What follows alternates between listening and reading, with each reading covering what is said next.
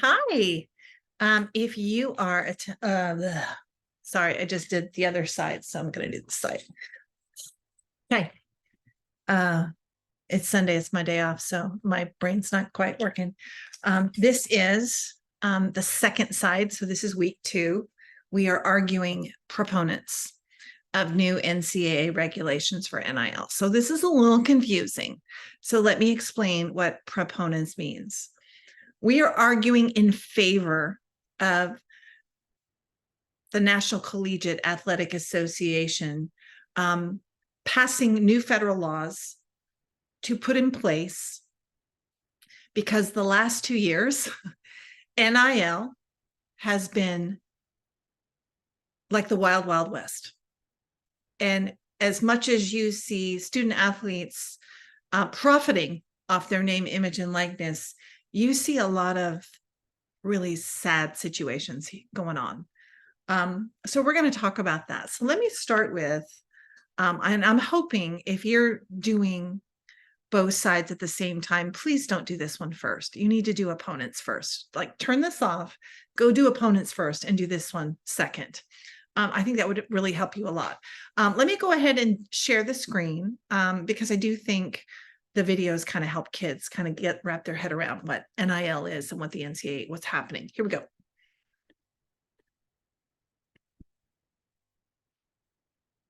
Athletics is in the spotlight, and for almost 2 years now, athletes have been able to profit off of their name, image, and likenesses, called NIL for short. The new practice is not regulated nationally, and today a congressional committee took up the issue for the first time in 2 years. So where do we stand with NIL, and where can it go from here? Kana Whitworth has this report.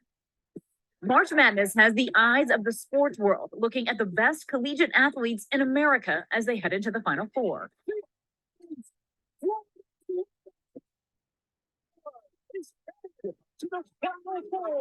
And while they wow the crowd on the court, Miller, there are questions about how to properly compensate them off the court. Without a clear and consistent set of rules in place, the entire ecosystem is disrupted, and important elements of the educational experience are decimated. And with the tournament in full swing, Congress is giving a long look this week at the issue of name, image, and likeness, which some say has changed the game. Schools like University of Miami, whose men's team is in the Final Four and whose women's team reached the Elite Eight, have openly embraced this new way of compensating players. I think what we're seeing at the University of Miami is really maybe a test case of how other schools might want to do this, the good and the bad, of getting into that NIL game in a big way and having it be your calling card. For years, college athletes could not profit off their likeness while competing for schools, even as college sports programs became lucrative. The issue sparked lawsuits and other congressional hearings, with athletes themselves fighting for their rights. We are forced to jump through hoops and told no, while our universities and the NCAA uses our name, image, and likeness all to their own benefit. My window of opportunity to capitalize off my name, image, and likeness during the peak time of my athletic career was completely stripped away. In 2019, California started a domino effect, becoming the first state to pass legislation allowing students to profit, with others soon to follow. Once you had this kind of patchwork around the country of some states saying, yes, athletes can be paid in our state, and other states saying, no, they cannot get paid, well, that was untenable.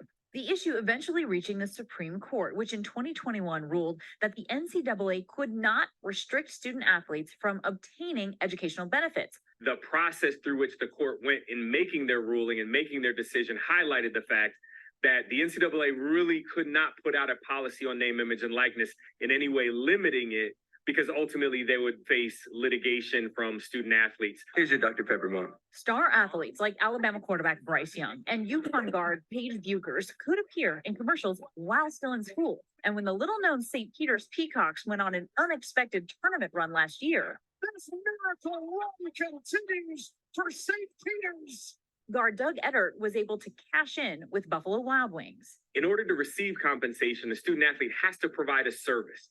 That service could be signing autographs, making appearances, running a camp or a clinic, or even doing social media influencing. The work that the student athletes can do can really be anything. The new guidelines opening doors and especially making a huge difference for women's sports. Olivia Dunn comes to mind from gymnastics at LSU, the Cavender twins at the University of Miami. They've got millions and millions of followers on Instagram and TikTok.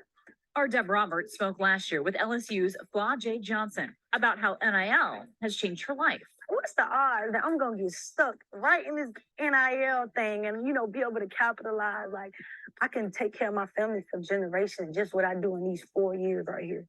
But with no national law, the NCAA has left it to schools and states to come up with their own policies. There are certain states that have NIL laws in place, and they are all different.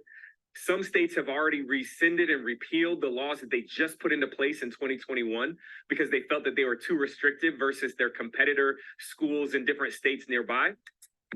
There are also concerns about how much money is involved and the impact on recruiting, with some deals for star athletes reaching 6, even 7 figures. Although true NIL provides tremendous opportunities for student athletes, the existing environment consists of recruiting inducements, tampering, and ultimately pay for play. And if a gap will form between larger and smaller schools. There's other schools that don't have the resources, don't have the boosters, don't have the fervor of those boosters to do that. And we're going to have haves and have-nots, maybe in a way we've never had before. The hearing marks another. All right, I'm going to stop there.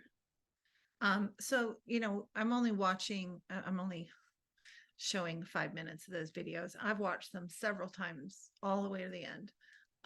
This is a fascinating topic, ladies and gentlemen, because of what has transpired in the last 2 years.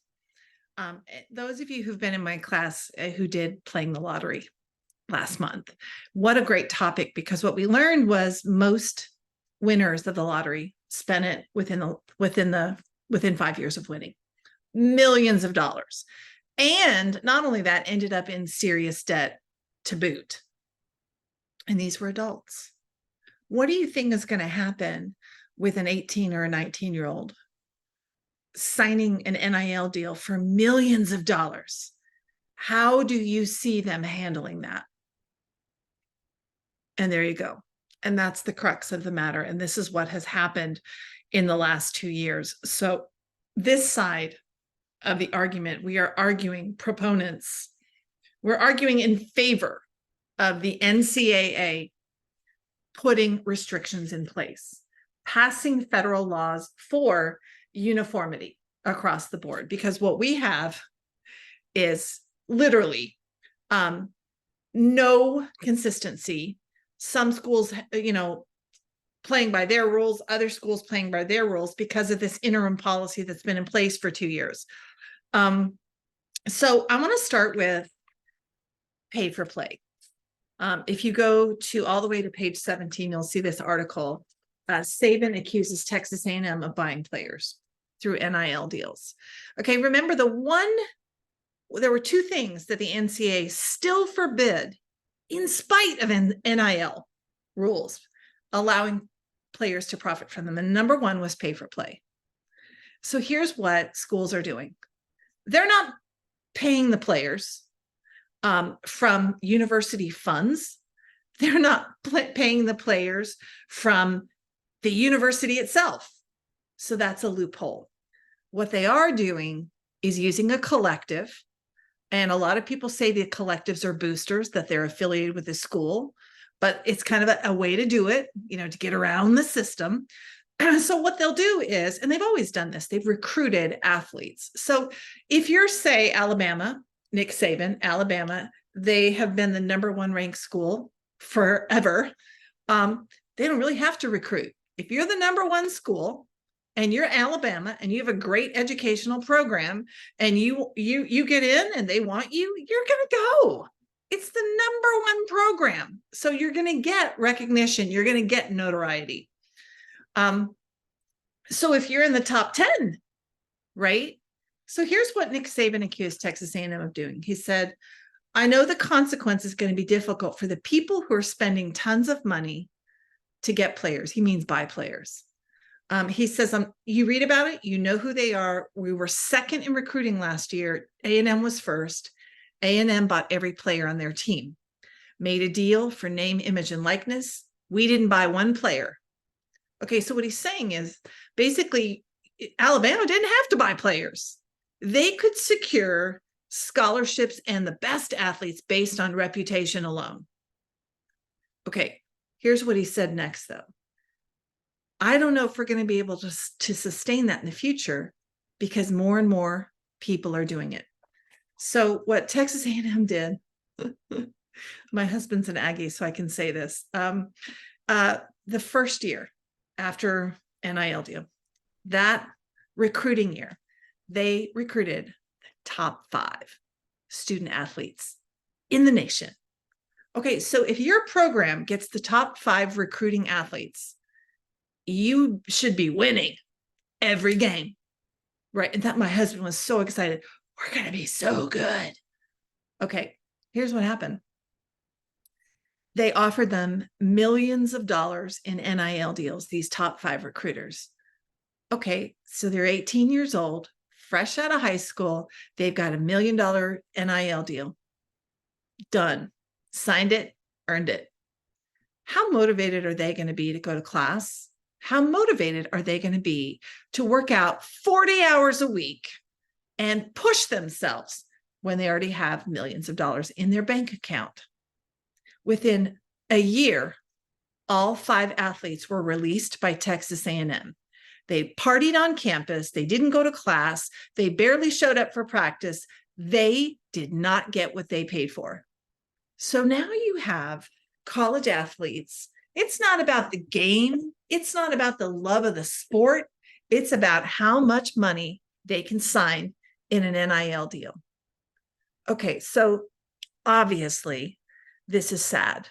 This is sad for collegiate athletics, which is why, we're going to argue the NCAA should come in and say, okay, we're not going to take away your NIL rights, but what we are going to do is we're going to restrict this wild, crazy going outside of the rules.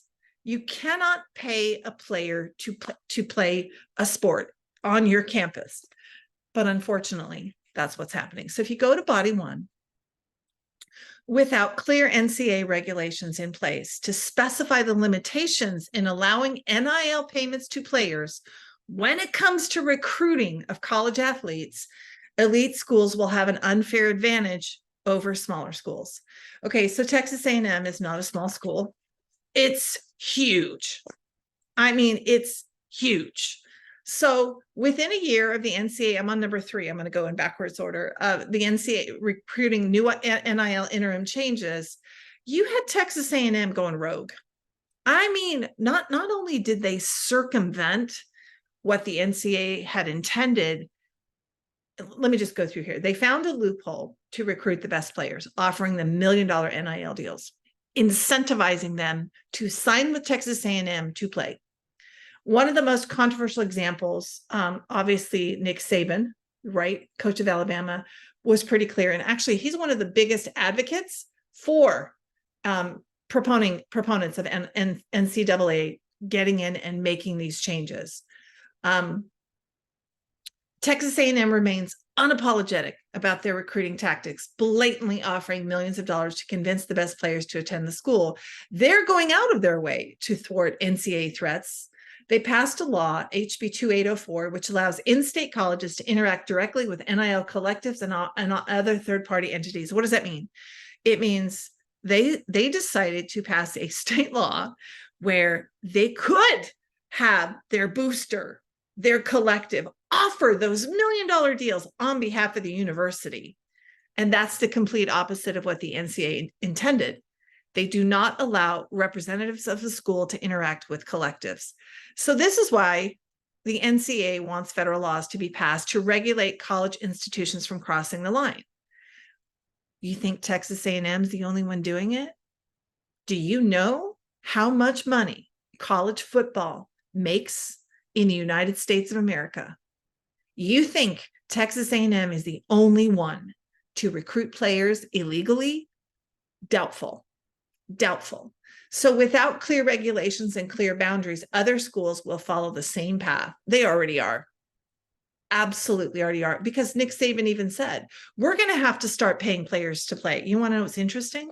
Guess what Alabama's ranked this year? 2 years into NIL, they are not competitive anymore. Players are going elsewhere. They're going for the money. And that kind of makes me sad a little bit. In 2021, the NCAA was forced to compromise when the Supreme Court ruled in favor of student athletes. When they were finally allowed to profit off their NIL, it was met with criticism. Top college athletes decided to attend schools who paid them more. Yeah. Others transferred to schools who could offer them lucrative NIL deals. So it's really interesting. The Cavender twins were in the video you just watched, and they were actually doing pretty well with NIL deals at a smaller school, Fresno State.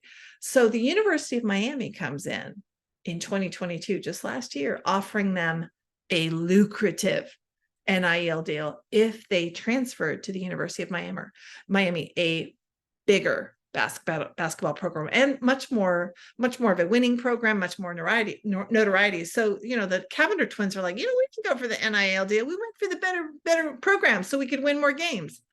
Please. You think an 18 and 19-year-old, you dangle that carrot of millions of dollars, you think they're not going to go? Come on. Of course they're going to go. Think about it this way. If your parents, you were a college athlete and you were offered 2 different schools, one of them offered you a $3 million NIL deal and the other one offered you 10, what would your parents tell you to do? Come on. And I think what's happening here is the NCAA is having to come in and police, because so many are blatantly going around the rules. And by the way, they got busted. The University of Miami got busted on this one. They actively recruited them, the coach, the athletic department, and you can't do that. You can offer it outside of it through the collective, but you can't approach the player. Since NIL was allowed 2 years ago and minimally enforced, top high school players have been relentlessly pursued and recruited by top tier athletic programs. And this has brought up concerns about buying athletes to attend schools. Collectives can promise an endorsement deal to athletic applicants when they sign a contract, and that's legally in the bounds of NIL changes. But what's happening is, more often than not, boosters. Okay, so what is a booster versus a collective? A collective should be like a middleman. They should not be affiliated, say, with Texas A&M. But Texas A&M used their 12th man foundation. That's boosters. That's alumni. Those are people who have an interest in Texas A&M's future. That is illegal. This is why we are arguing the NCAA has the right to intervene and impress upon Congress the need to pass federal laws to enforce regulations to prevent paying players to pay for a specific college. And this example here is Jaden Rashada, who reportedly signed a letter with the University of Miami with a $13 million NIL deal. So let me tell you what he did. That was really stupid and just stupid. And I don't use that word lightly. He went on social media and bragged. Yeah. Well, his actions cost him the deal. They actually took away the NIL deal because they didn't want other colleges to know how much they were paying him. So they reneged on the deal. He actually went to play for Arizona State University. And then the second time he got smart, he didn't say how much his NIL deal was. The concern is, by purists and the NCAA, student athletes will not value their free education. They will not value, the gift of being able to play collegiate sports, what they're offered with athletic scholarships, and it's going to ruin the games, not just, football, basketball, all games, because it's more about paying players to play than the love of the game. So it's a pretty strong argument there. The second one's even stronger. If you go to page 12 in your document, and it looks like it says fake contracts, 40% fees. Okay.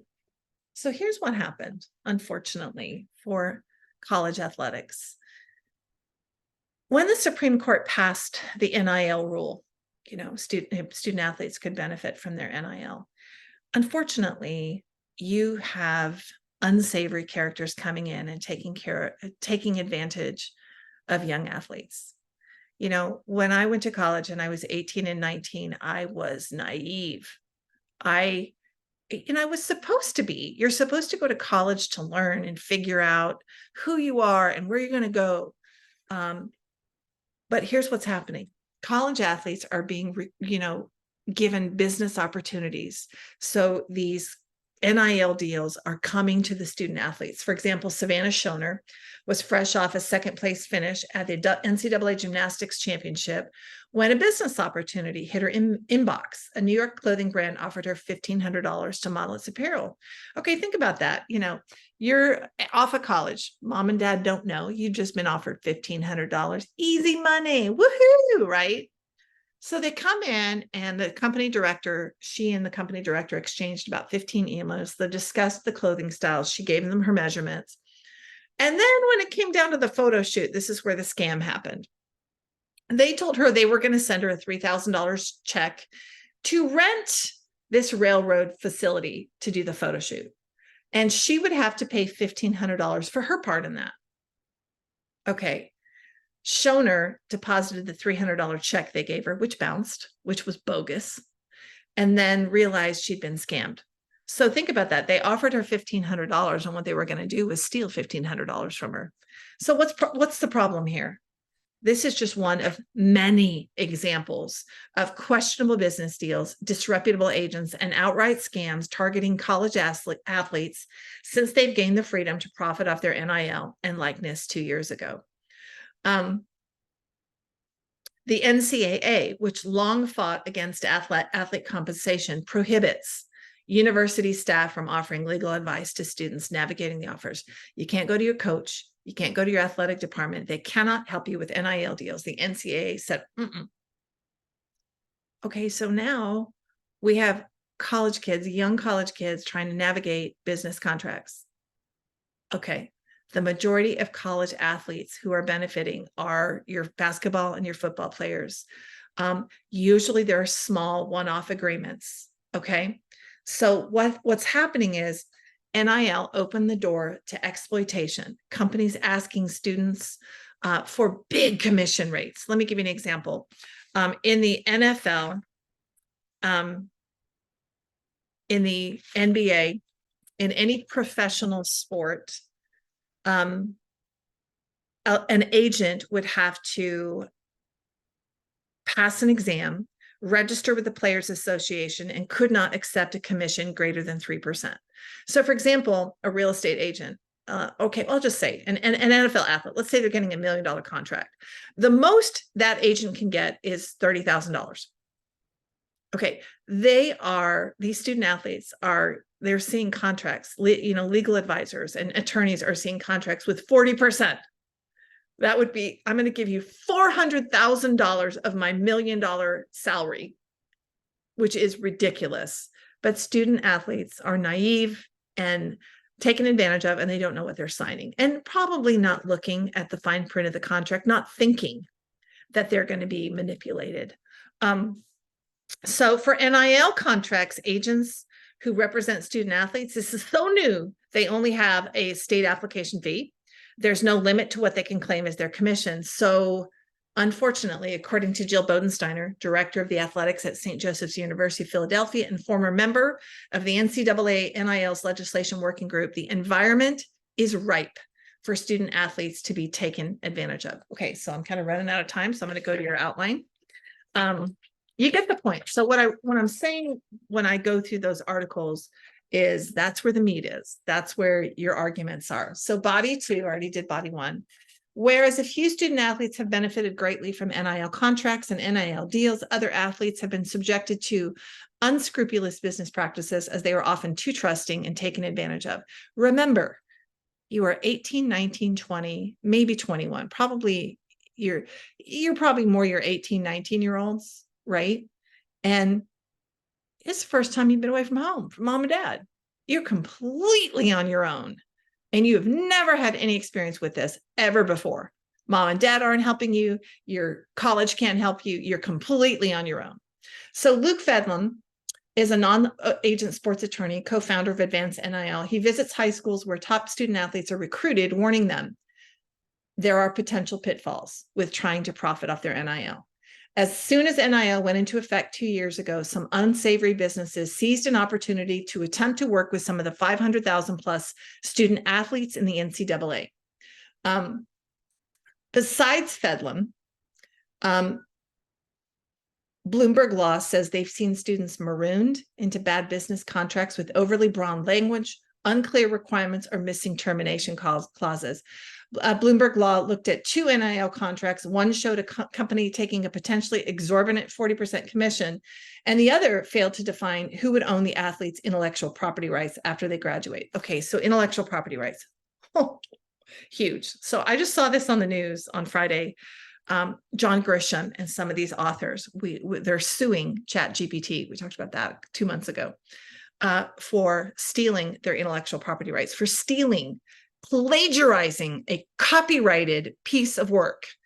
And that's intellectual property right. They wrote the book, they copyrighted it, but ChatGPT is able to, because it's AI, to steal it. So they're suing ChatGPT.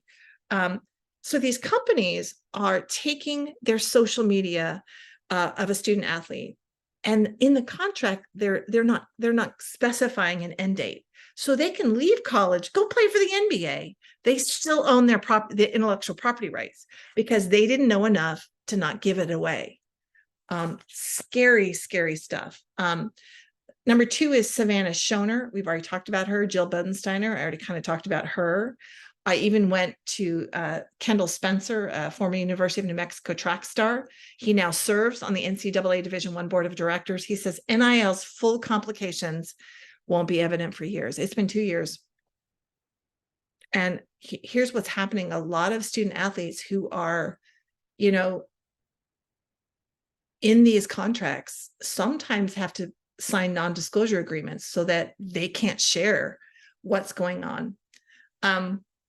Some of the contracts athletes receive, according to Maddie Salamone, a former Duke University lacrosse player, ex-chair of the NCAA Division I Student Athlete Advisory Council, they are nonsensical, lacking details on the player's obligations, how much they would be paid, or the length of the contract. And these young student athletes don't know any better to ask for it. If it looks too good to be true and it sounds too good to be true, it probably is. Bloomberg Law divulged information claiming one contract they viewed came from a company who made a pitch to basketball players asking them to promote a New Jersey company on several of their social media sites, but failed to show who was the owner of the intellectual property rights, nor did it explain how much the net profits would be. So just examples of these bogus contracts. So while some student athletes have been able to negotiate fair and compensatory contracts since the NIL rule took effect 2 years ago, countless others have been victimized. So if the NCAA were to put federal regulations in place, and this is what they're arguing right now in Congress, we can protect student athletes from these scams, from fraud, from these bogus contracts. And I've got to be honest with you. I'm the mom of a 28-year-old and a 25-year-old. I've been through the college thing. They don't know what they're doing. They're just learning. And you're putting them in a target-rich environment where businesses are going to come in and they're going to manipulate them. It kind of makes me mad. I think you can hear that in my voice. I'm upset for the student athletes. But, remember, if you were a student athlete and they dangled that carrot and they dangled the money, would you read the contract carefully? Right? Okay. So, giving you some food for thought, some information to process. Okay. This concludes the proponents of the NCAA coming in and passing federal laws, uniformity and limiting and restricting. Okay, have a great one.